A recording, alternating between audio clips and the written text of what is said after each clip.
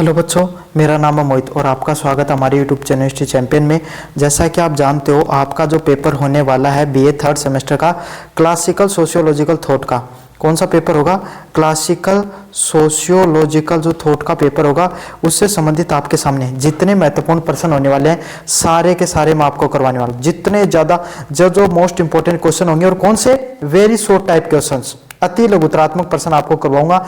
बस आपको क्या करना है, वीडियो को पूरा देखना है, चैनल को जरूर से सब्सक्राइब कर देना भाई। अपन ने 30,000 सब्सक्राइबर का टारगेट ले रखा है। आप सभी बच्चे चैनल को सब्सक्राइब कर दो। इसी क्लास से सारे आपके सामने वेरी शॉर्ट टाइप क्वेश्चन देखने को मिलेंगे। साथ के साथ जो कोने में व्यू प्रोडक्ट वाला ऑप्शन है, कौन सा ऑप्शन है? व्यू प्रोडक्ट वाला ऑप्शन है। इस पर क्लिक करके अगर आप कोई प्रोडक्ट खरीदते हो फ्लिपकार्ट या मित्रा से, सबसे ज्यादा डिस्काउंट आपको देखने को मिलेगा। साथ के साथ अगर इस सब्जेक्ट की अगर आप पीडीएफ डाउनलोड करना चाहते हो जो मैं पढ़ा रहा हूं, तो इसके लिए आपको कुछ नहीं करना, डिस्क्रिप्शन में दिए गए टेलीग्राम के लिंक पर क्लिक करना है। जैसे दिए गए टेलीग्राम के लिंक पर क्लिक करोगे, ऊपर की तरफ हिस्ट्री चैंपियन लिखा होगा, यहाँ पर क्लिक कर लेना। इस पर क्लिक करने के बाद में नीचे फाइल वाले सेक्शन पे आपको क्लिक करना है। इस पर क्लिक करने के बाद में कोने में सर्च वाला ऑप्शन मिलेगा और यहाँ पर सर्च कर लेना क्या आपके सामने सोशियोलॉजी। जैसे सोशियोलॉजी सर्च करोगे, आपके सामने सोशियोलॉजी बीए थर्ड सेमेस्टर के नाम से पीडीएफ पड़ी होगी। इस पे क्लिक कर लेना और ये पीडीएफ आप अच्छे से पढ़ लेना भाई। ये वही पीडीएफ है जो मैं आपको पढ़ा रहा हूं। अब शुरू करते हैं अपन क्लास को। यूनिट नंबर फर्स्ट को, अगस्त कामेट का जो सिद्धांत है, अगस्त कामेट का समाजशास्त्र में क्या स्थान है? तो अगस्त कामेट को समाज शास्त्र का जनक भी माना जा सकता है, जाना जाता है। अगर इस प्रश्न को ऐसे भी पूछा जा सकता है, अगस्त कामेट को समाजशास्त्र का जनक किसे माना जाता है? तो किसको माना जाता है? अगस्त कामेट है ना, अगस्त कामेट हैं, उनको आपके सामने क्या माना जाता है? समाजशास्त्र का जनक माना जाता है, क्योंकि उन्हें इसे स्वतंत्र वैज्ञानिक विषय के रूप में स्थापित करने का काम किया। ये वो पहले व्यक्ति थे। देखो, कोई भी विषय को अगर कोई भी विषय है, अगर उसको एक वैज्ञानिक विधियों, जब तक उसके अंदर वैज्ञानिक विद्या नहीं है ना, तब तक आप उसको विषय नहीं बोल सकते हो। तो सबसे पहले अगस्त कामेट ने समाजशास्त्र में अलग अलग प्रकार की वैज्ञानिक विधियां लेकर आए। इसके बाद में इसी को क्या, समाजशास्त्र को एक सब्जेक्ट के रूप में स्थापित किया गया। कामेट का बौद्धिक संदर्भ क्या था? फ्रांसीसी क्रांति और औद्योगिक क्रांति का प्रभाव उनके चिंतन पर इस पर झलकता था। मतलब जो अगस्त कामेट है, इन्होंने क्या थे, फ्रांसीसी क्रांति जो हुई थी, जिसके अंदर लोकतंत्र की जो धारा है वो पहले बार इसके अंदर प्रभावित हुई थी। तो सबसे पहले आपको पता भाई, जो लोकतंत्र की बात किसके अंदर की गई थी? फ्रांसीसी क्रांति के अंदर की गई थी। और औद्योगिक क्रांति है आपके सामने, उसके अंदर आपके सामने जो नए नए उद्योग है वो निकल कर आते हैं, है ना। जिससे क्या होता है, समाज जो पहले पारंपरिक समाज हुआ करते थे उसमें बदलाव देखने को मिलता है। पहले जो समाज है वो आपके सामने कृषि पर ज्यादा निर्भर करता था। किस चीज पर? कृषि पर ज्यादा निर्भर करता था। लेकिन समय में बदलाव होता चला गया और जो समाज है भाई आपके सामने, वो किस पर निर्भर करने लगा? आपके सामने कृषि पर नहीं, उद्योगों पर ज्यादा निर्भर करने लग गया। पहले लोग ज्यादा गांव में रहते थे, ग्रामीण क्षेत्रों में ज्यादा लोग रहते थे। उसके बाद में लोग कहां पर रहने लगे भाई? शहरों में ज्यादा रहने लगे। तो ऐसे आपके सामने जो समाज में बदलाव देखने को मिलता है, अगस्त कामेट पे की जो विचारधारा है, इसमें फ्रांसीसी क्रांति और औद्योगिक क्रांति दोनों का प्रभाव देखने को मिलता है। किसका? औद्योगिक क्रांति का और फ्रांसीसी क्रांति का आपके सामने विशेष प्रभाव देखने को मिलता है। चलिए भाई, प्रत्यक्षवाद, पॉजिटिविज्म क्या है? प्रत्यक्षवाद के अनुसार समाज का अध्ययन वैज्ञानिक पद्धतियों द्वारा किया जाना चाहिए। प्रत्यक्षवाद किसकी बात करता है? कौन सा? प्रत्यक्षवाद किसकी बात करता है? प्रत्यक्षवाद कहता है कि जो कोई भी ज्ञान है या कोई भी समाज है, और उसका जब तक आपके सामने अध्ययन आपको कैसे करना चाहिए? वैज्ञानिक पद्धतियों के माध्यम से। समझ में आ गया? उन्होंने कोई भी ज्ञान को तब तक सही नहीं माना। प्रत्यक्षवाद के सिद्धांत अगस्त कामेट के द्वारा लिखा गया। उन्होंने यही कहा कि कोई ज्ञान तब तक सफल नहीं है जब तक उसमें कोई ना कोई प्रकार की वैज्ञानिक विधियां नहीं है। तो कोई भी ज्ञान तब तक सफल नहीं है जब तक उसमें वैज्ञानिक विधियां, यही बात कौन कहता है? प्रत्यक्षवाद का सिद्धांत कहता है। 3 अवस्थाओं का नियम क्या है आपके सामने? 3 अवस्थाओं का नियम, मानव चिंतन है ना, कोई भी मनुष्य की जो सोचने की क्षमता है वो 3 चीजों से होकर जाती है। कौन सी है वो 3 चीजें? पहली है धार्मिक, मतलब जब भी कोई मनुष्य सोचना शुरू करता है तो वो कैसे सोचना शुरू करता है? धार्मिक तरीके से। कैसे सोचता है? धार्मिक तरीके से आपके सामने सोचता है। कैसे भाई, अच्छे से समझना। धार्मिक तरीके से सोचता है, मतलब सबसे पहले कोई प्रकृति में कोई घटना घटी, जब मनुष्य ने भाई अपना शुरुआती दौर में अपने आप को स्थापित करना शुरू किया था, तब कोई भी प्रकृति में कोई घटना घटती थी, है ना, अकाल पड़ जाता था, क्यों, आकर्षि पर निर्भर करते थे, है ना, बरसात ज्यादा हो जाती थी। अगर कहीं पर आपके सामने जंगलों में आग लग गई तो वो क्या मानते थे कि भाई प्रकृति जो धर्म है, जो अपने देवता है, वो नाराज हो गए हैं।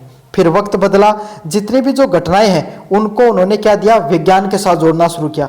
धर्म को विज्ञान के साथ और तर्कों के साथ जोड़ना शुरू किया, उसको दार्शनिकों के नाम से जाना गया। और फिर जितनी भी जो चीजें हैं, जो प्राकृतिक हो अप्राकृतिक हो, जितनी भी घटनाएं हैं, उसको तर्कों के माध्यम से, वैज्ञानिक विधियों के माध्यम से, अनुभव के माध्यम से और अलग अलग प्रकार की कृत्रिम पद्धतियों के माध्यम से जो समझा गया, जहां पर मनुष्य की सर्वोच्च जो सोचने की क्षमता है वो अपने सर्वोच्च स्तर पे पहुंच गई, उसको वैज्ञानिकता के नाम से जाना जाता है। इसमें आपके सामने जो वैज्ञानिक सोच है उसको सबसे उच्च स्तर की माना जाता है। चलिए भाई, धार्मिक अवस्था की क्या विशेषताएं हैं? घटनाओं को अलौकिक शक्तियों द्वारा समझाया जाता है। जितनी भी जो घटनाएं होती हैं उनको किसके माध्यम से समझाया जाता है भाई? आपके सामने अलौकिक शक्तियां, मतलब इस दुनिया से ऊपर कोई ना कोई ऐसी शक्ति है जो इस प्रकार की घटनाओं को करती है। समझ में आ गई? तो धर्म से जोड़ा गया आपके सामने हर घटना, उसको किससे जोड़ा गया? धर्म से जोड़ा गया। किससे जोड़ा गया भाई? धर्म से जोड़ा गया। अगले वाला पॉइंट है, दार्शनिक अवस्था क्या होती है? अमूर्त शक्तियों के आधार पर घटनाओं की व्याख्या करना। मतलब आपके सामने दार्शनिक अवस्था यही है कि अमूर्त शक्तियां, सोचने की क्षमता के माध्यम से कोई भी घटनाएं हैं, उसके पीछे कोई आपके सामने धीरे धीरे कोई वैज्ञानिक पद्धतियां उसके अंदर आने शुरू कर दी गई थी। कोई ना कोई तर्क वितर्क जोड़ा गया। क्या जोड़ा गया? तर्क वितर्क जोड़ा गया कि भाई आपके सामने अगर पृथ्वी है, ये बताया कि पृथ्वी सूर्य के चारों तरफ घूमती है, लेकिन अब उनको ये नहीं पता था कि वो कैसे घूमती है। समझ में आ गया? देखो मैं आपको एक छोटे से उदाहरण के माध्यम से बता दूंगा। पहले के समय सभी लोग क्या सोचते थे कि भाई आपके सामने पृथ्वी है ना, वो गाय के सींग पर है। जब इस प्रकार की सोच थी ना, तब तो ये समझ लो कि मनुष्य की कैसी सोच थी? धार्मिक अवस्था वाली।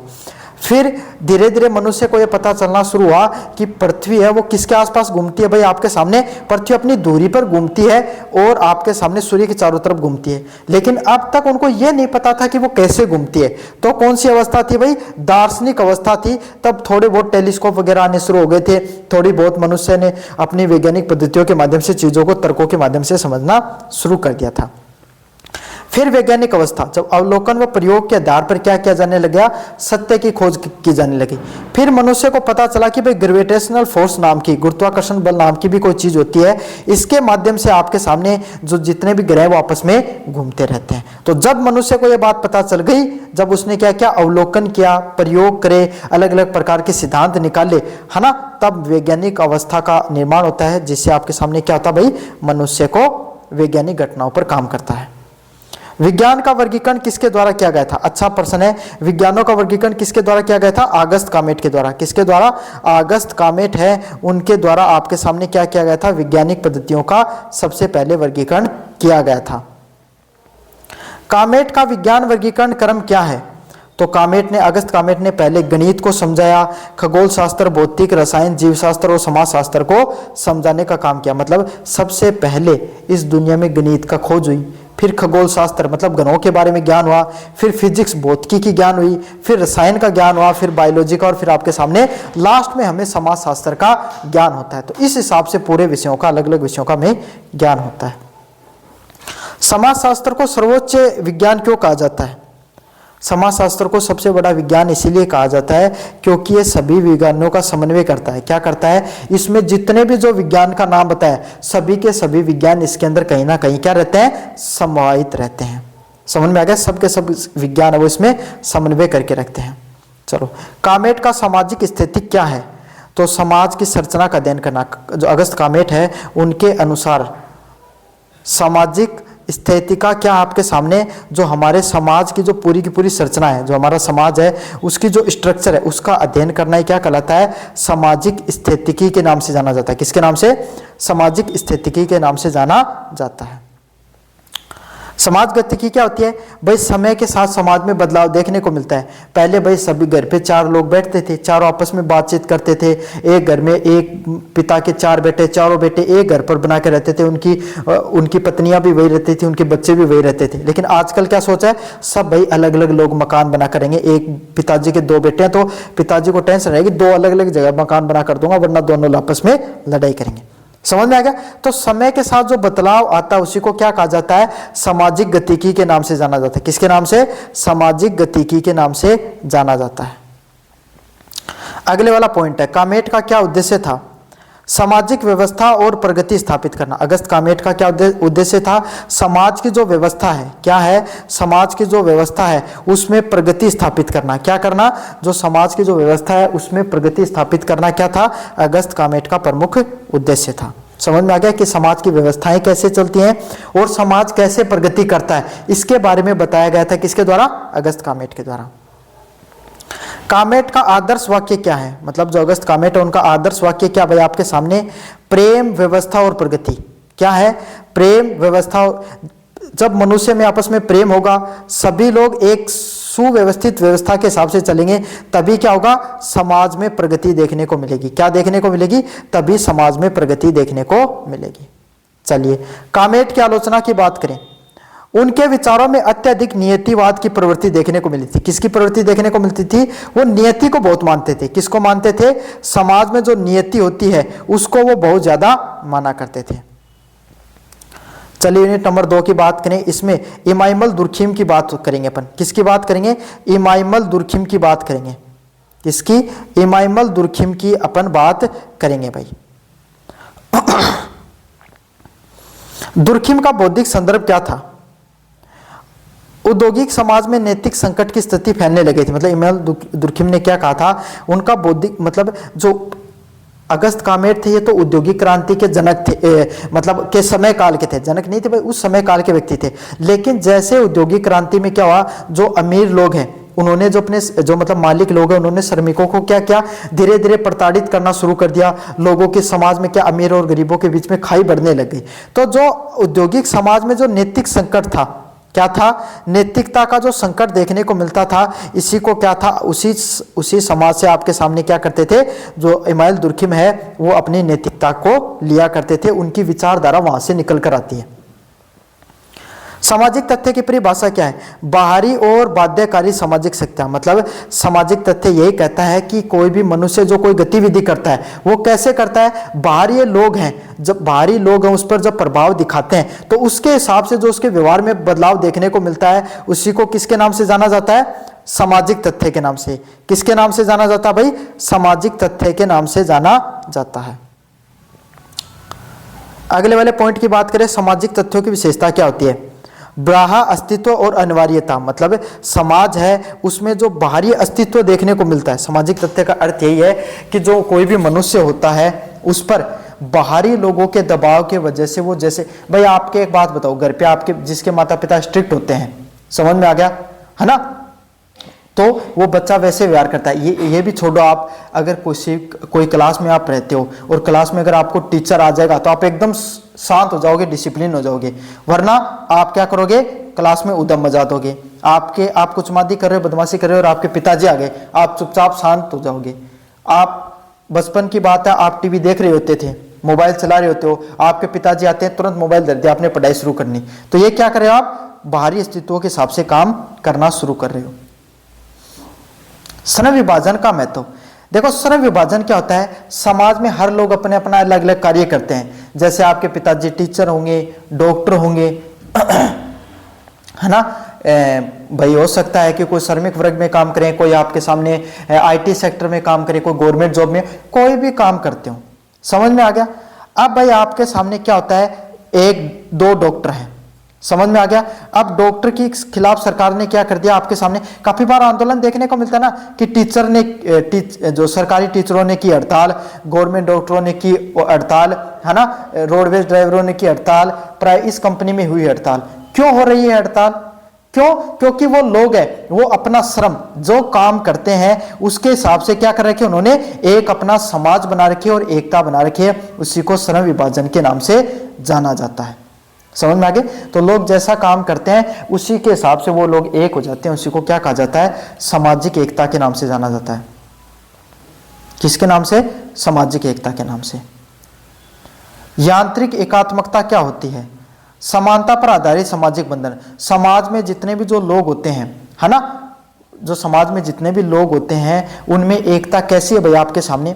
समाज में जितने भी लोग हैं उनमें आपके सामने जैसे कार्य कर रहे हैं उसी के आधार पे अगर उन पे एकता पाई जाती है तो उसी को क्या कहा जाता है? यांत्रिक एकात्मकता के नाम से जाना जाता है। जो जैसा काम कर रहा है वैसे लोगों के एक साथ रहते हैं उसी को यांत्रिक एकात्मकता के नाम से जाना जाता है। जैविक एकात्मकता क्या होती है? श्रम विभाजन आधारित एकता। अलग अलग लोगों में अलग अलग प्रकार की एकता होती है।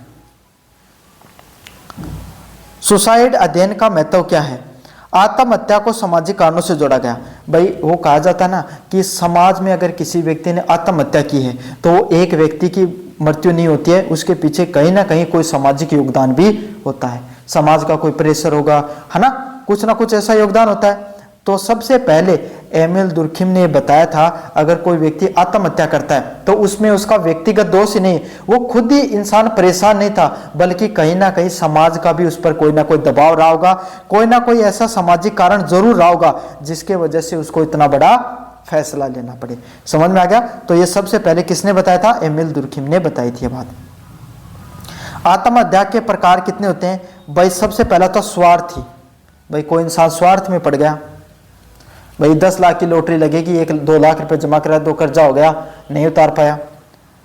प्रार्थी, अनौपचारिक व नियतात्मक कुछ तरीके होते हैं जिसके माध्यम से कोई भी व्यक्ति क्या कर सकता है? आपके सामने आत्महत्या हो सकती है।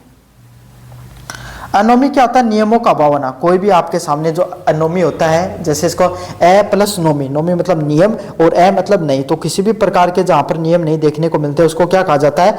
एनोमी के नाम से जाना जाता है। चलिए भाई अगले वाले प्रश्न की बात करें। सामूहिक चेतना क्या होती है? समाज का साझा विश्वास। जो समाज होता है सभी लोग आपके सामने एकजुट रहकर मिलजुल कर जैसा उनका विश्वास होता है, जैसे अभी होली का त्योहार आएगा, आपके सामने सभी लोग एक साथ मिलकर मनाएंगे, है ना, सभी लोग आपके सामने क्या करेंगे भाई? एकजुट रहेंगे, बैठेंगे, है ना, एक दूसरे को गुलाल लगाएंगे। तो इसी को क्या कहा जाता है? सामूहिक चेतना के नाम से जाना जाता है। किसके नाम से जाना जाता है? सामूहिक चेतना के नाम से जाना जाता है। दुर्खिम की पद्धति क्या है? सामाजिक तथ्यों को वस्तु की तरह समझना। दुर्खिम ने क्या किया? समाज के जितने भी तथ्य है ना उसको कोई भी एक वस्तु की तरह समझा। कैसे समझा? कोई भी एक छोटी सी वस्तु होती है ना, क्या होती है? कोई भी एक छोटी सी वस्तु होती है, उसकी तरीके से एमिल दुर्खिम ने क्या किया? सामाजिक तथ्यों को समझा। किसको समझा? सामाजिक तथ्यों को आपके सामने कैसे समझा भाई? एक आपके सामने एक वस्तु की तरह समझने का काम किया, वस्तु की तरह अध्ययन किया। किसके द्वारा? एमिल दुर्खिम के द्वारा। अगले वाला पॉइंट है समाज शास्त्र के क्या उद्देश्य हैं? कौन सा पॉइंट? समाज शास्त्र के क्या उद्देश्य होते हैं? सामाजिक व्यवस्था की समझ होना। समाज में जो अलग अलग प्रकार के लोग रहते हैं, है ना, उन लोगों का आपके सामने क्या कार्य होता है? समझ में आ गया? समाज में सामाजिक जो व्यवस्था है भाई, अपनी राजस्थान की समाज अलग प्रकार से रिएक्ट करेगा, है ना, हरियाणा का अलग करेगा, यूपी का अलग करेगा, जातियों के हिसाब से अलग होते हैं, है ना, धर्म के हिसाब से अलग होते हैं। तो अलग अलग प्रकार के जो समाज होते हैं ना उसकी व्यवस्था कैसे काम करती है, यही किस में पढ़ते हैं अपन? समाज शास्त्र में पढ़ते हैं। नैतिक एकता क्या होती है? क्या होती है नैतिक एकता? क्या होती है? समाज में स्थिरता होना। सभी लोग कैसे रहते हैं भाई आपके सामने? स्थिर तरीके से आपके सामने सभी लोग रहते हैं, है ना। स्थिरता कैसे? मैं बताता हूँ भाई। आप जैसे आपने जन्म लिया, आप हिंदू मुस्लिम किसी भी धर्म में रहे होंगे, है ना, कहीं पर भी आपने जन्म लिया, तो आपको सभी लोगों ने कैसे बताया कि आपको भाई धर्म, आपके धर्म के हिसाब से चलना चाहिए, माता पिता की सेवा करनी चाहिए, झूठ नहीं बोलना चाहिए, है ना, गलत संगत में नहीं रहना चाहिए। इस प्रकार की चीजें बताई गई आपको।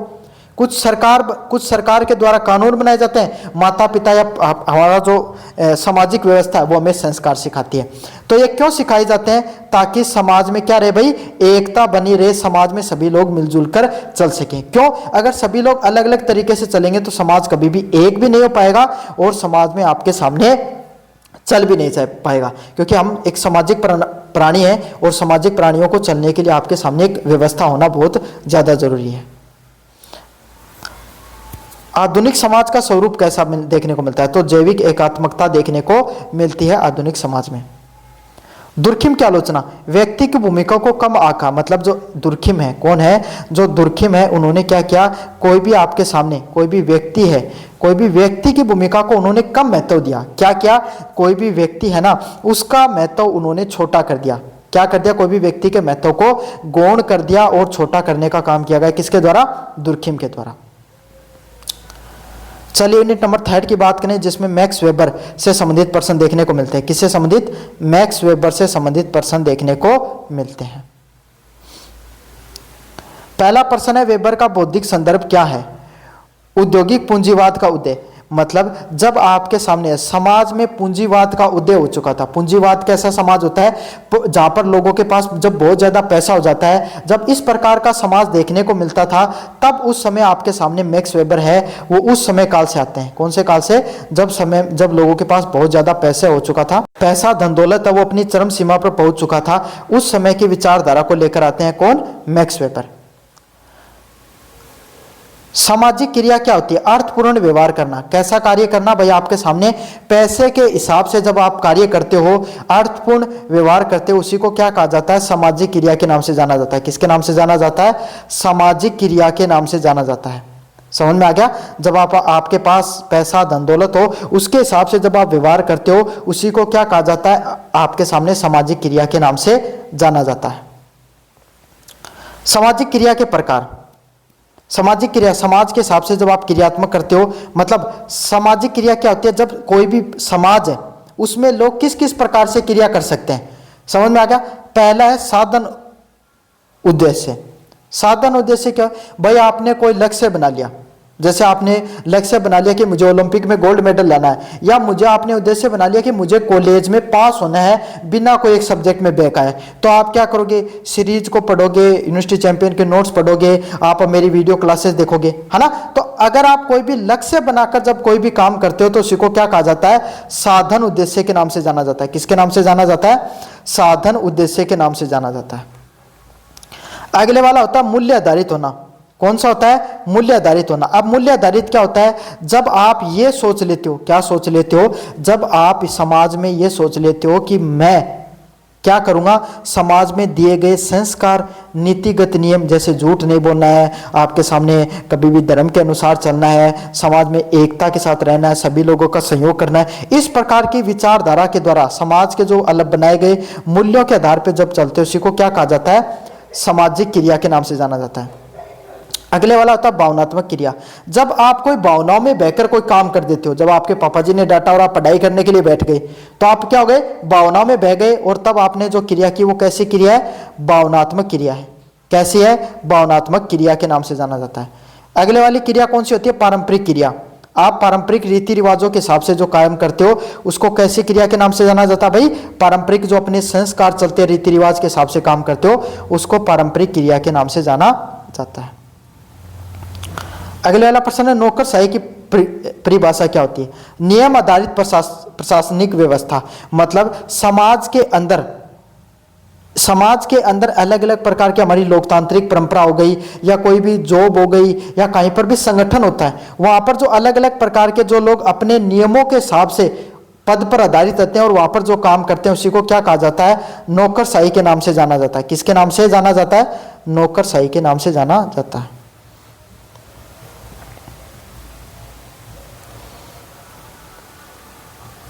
अधिकार के प्रकार, कितने प्रकार के अधिकार होते हैं भाई, कोई भी मनुष्य होता है उस पर कितने प्रकार के अधिकार होते हैं। चलो, पारंपरिक, करिश्माई और वैधानिक, मतलब अधिकार कितने प्रकार के होते हैं, क्या तो पारंपरिक अधिकार होगा, या कोई करिश्माई अधिकार होगा, या कोई वैधानिक अधिकार होगा।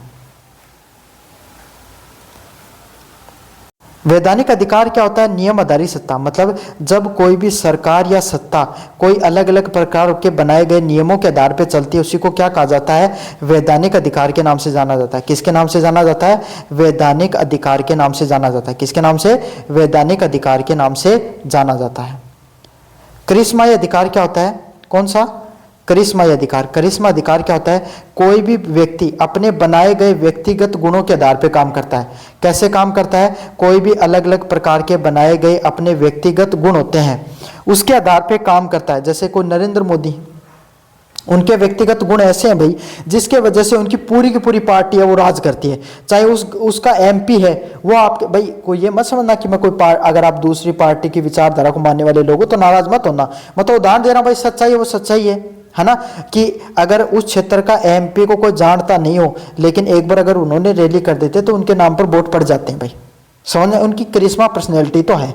ऐसे ही चाहे और कोई राजनेता हो, पहले भाई आपके सामने कांग्रेस में ऐसे लोग हुआ करते थे, महात्मा गांधी देख लो, चलो वो नरेंद्र मोदी वाला नहीं समझ में आ रहा तो आपको महात्मा गांधी का नाम बता दूं, भाई महात्मा गांधी ऐसे व्यक्तित्व हुआ करते थे, अगर कोई भी आंदोलन शुरू कर देते थे तो आपके सामने लाखों लोगों की भीड़ जुट जाती थी। क्यों जुट जाती थी? क्योंकि उनके व्यक्तिगत गुण ऐसे थे।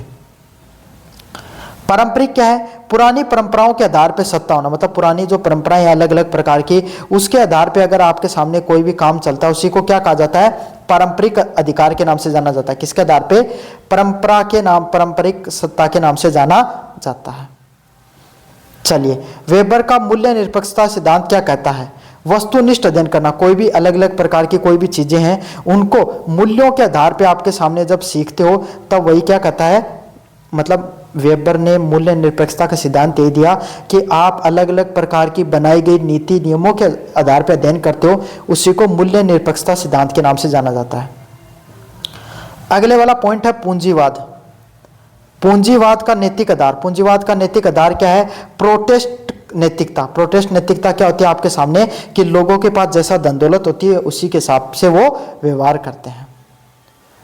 वेबर की पद्धति, व्याख्यात्मक समाजशास्त्र की बात की। मैक्स वेबर ने क्या किया? समाज के बारे में व्याख्या करने का काम किया। आदर्श प्रकार की व्यवस्था, विश्लेषण करने के मानक मॉडल आपके सामने। आदर्श प्रकार क्या होता है? आप कोई भी समाज को समझने का जब आप क्या करते हो, कोई भी विश्लेषणात्मक पद्धति को अपनाया। कैसी पद्धति को? विश्लेषणात्मक पद्धति को अपनाया गया। नौकरशाही की विशेषता, नौकरशाही क्या विशेषता होती है भाई? अलग अलग प्रकार के पद होते हैं, अलग अलग प्रकार के पदों के हिसाब से जब कोई भी समाज है ना, जब कोई भी व्यवस्था है वो काम करती है, उसी को क्या कहा जाता है? नौकरशाही व्यवस्था के नाम से जाना जाता है। किसके नाम से जाना जाता है? नौकरशाही व्यवस्था के नाम से जाना जाता है।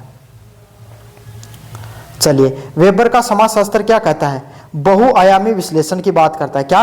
अलग अलग प्रकार का जो समाज है उसके विश्लेषण की बात करता है। कौन? वेबर का समाजशास्त्र। वेबर की आलोचना की बात करें, अत्यधिक जटिल अवधारणा, उनके द्वारा जो सिद्धांत बताए गए वो बहुत ही ज्यादा कठिन व आपके सामने मुश्किल थे। चलिए, यूनिट नंबर 4 की बात करें जिसमें कार्ल मार्क्स के द्वारा सिद्धांत दिए गए। क्या थे? कार्ल मार्क्स का बौद्धिक संदर्भ, कहा कौन सी विचारधारा से निकल कर आते हैं कार्ल मार्क्स? औद्योगिक क्रांति और वर्ग असमानता। जो कार्ल मार्क्स है वो समाज के अंदर जब औद्योगिक क्रांति जब अपनी चरम सीमा पर छू चुकी थी उस समय निकल कर आते हैं। कब निकल कर आते हैं? जब औद्योगिक क्रांति अपनी चरम सीमा को छू चुकी थी तब आपके सामने कौन निकल कर आते हैं? Karl Marx. और समाज के अंदर अमीर और गरीबों के बीच में बहुत बड़ी खाई फैल चुकी थी, बहुत बड़ी खाई हो चुकी थी। अमीर और ज्यादा अमीर बनते जा रहे थे, गरीब थे वो और ज्यादा गरीब बनते जा रहे थे। ऐसा समय काल चल रहा था। उस समय आपके सामने कार्ल मार्क्स है वो आपके सामने अपनी विचारधारा को लेकर आते हैं। अगले वाला पॉइंट है द्वंद्वात्मक भौतिकवाद क्या है? कौन सा वाला पॉइंट? द्वंद्वात्मक भौतिकवाद क्या है? अच्छा पॉइंट है भाई। द्वंद्वात्मक भौतिकवाद क्या है? संघर्ष से परिवर्तन, मतलब आप धीरे धीरे स्ट्रगल कर क्या करके, संघर्ष करके जब समाज में बदलाव लाते हो उसी को क्या कहा जाता है? द्वंद्वात्मक भौतिकवाद के नाम से जाना जाता है। किसके नाम से जाना जाता है? द्वंद्वात्मक भौतिकवाद के नाम से जाना जाता है। अगले वाला पॉइंट है ऐतिहासिक भौतिकवाद। इतिहास आर्थिक आधारों पर संचालित होता है। ऐतिहासिक भौतिकवाद क्या कहता है? जो इतिहास होता है ना वो कैसे चलता है भाई? आपके सामने अलग अलग प्रकार के पैसों के आधार पर चलता है। कैसे चलता है? आर्थिक आधारों पर चलता है। समझ में आ गया? सबसे पहले व्यक्तित्व थे कार्ल मार्क्स जिन्होंने यह बताया कि समाज कैसे चलता है भाई? आर्थिक आधारों पर, पैसे के हिसाब से चलता है समाज, और कोई भी घटनाओं के आधार पर नहीं चलता है। किसने बताया था? सबसे पहले आपके सामने कार्ल मार्क्स के द्वारा बताया गया था। समझ में आ गया? चलिए, अगले वाला पॉइंट है वर्ग संघर्ष क्या है? क्या होता है? शोषित और शोषक और शोषित वर्ग का संघर्ष। मतलब आपके सामने समाज में एक वर्ग होता है, कौन सा? मालिकों का वर्ग। कौन सा वर्ग होता है? एक वर्ग होता है मालिकों का वर्ग और एक होता है मजदूरों का वर्ग। जब दोनों के बीच में जो संघर्ष देखने को मिलता है उसी को क्या कहा जाता है? वर्ग संघर्ष के नाम से जाना जाता है। किसके नाम से जाना जाता है? वर्ग संघर्ष के नाम से जाना जाता है। समाज के दो वर्ग होते हैं, एक तो मालिक वर्ग, एक मजदूर वर्ग। दोनों के बीच में जो संघर्ष देखने को मिलता है उसी को वर्ग संघर्ष के नाम से अपन जानते हैं। सर्वहारा समाज कौन सा होता है? जो श्रमिक समाज होता है। कौन सा? जो श्रमिक समाज होता है उसको किसके नाम से जाना जाता है भाई? सर्वहारा समाज के नाम से जाना जाता है। किसके नाम से जाना जाता है? सर्वहारा समाज के नाम से जाना जाता है। जो श्रमिक वर्ग होता है ना, उसको सर्वहारा समाज के नाम से जानते हैं। ये कार्ल मार्क्स का विचारधारा थी भाई। ये पूंजीवादी वर्ग क्या था?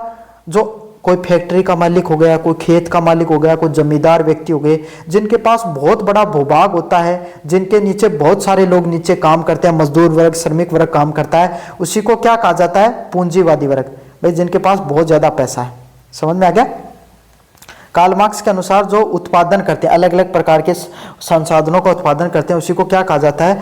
पूंजीवादी वर्ग के नाम से जानता है। किसके नाम से? पूंजीपति वर्ग के नाम से जाना जाता है। अलगाव, अलिटेशन क्या होता है? श्रमिकों का श्रम से अलगाव होना। जब श्रमिक वर्ग आपके सामने श्रम से अलग होता है, किससे? श्रम से अलग होता है, उसको क्या कहा जाता है? अलगाव के नाम से जाना जाता है। किसके नाम से? अलगाव के नाम से जाना जाता है। अधिरचना, विचारधारा और संस्था, जो अलग अलग प्रकार के जो विचारधाराएं और संस्थाएं काम करती है उसी को अधिरचना के नाम से जाना जाता है। आधार की बात करें, आर्थिक संरचना, समाज है वो किस पर टिका होता है भाई? अलग अलग प्रकार की जो आर्थिक संरचनाएं होती हैं, क्या होते हैं? अलग अलग प्रकार की जो आर्थिक संरचनाएं होती हैं उस पर टिका रहता है आधार। साम्यवाद का लक्ष्य क्या है? वर्गहीन समाज। जो कार्ल मार्क्स की जो विचारधारा थी वो समाजवाद की विचारधारा थी। उनका ये मानना था कि समाज में आपके सामने कैसे लोग हो? सभी लोग आपके सामने बराबरी का हिस्सा रखें। तो ये था बच्चों आपका जो पेपर होने वाला क्लासिकल सोशियोलॉजिकल थॉट का। कैसा लगा वीडियो? जोर से बताना, चैनल को जोर से सब्सक्राइब कर देना। धन्यवाद।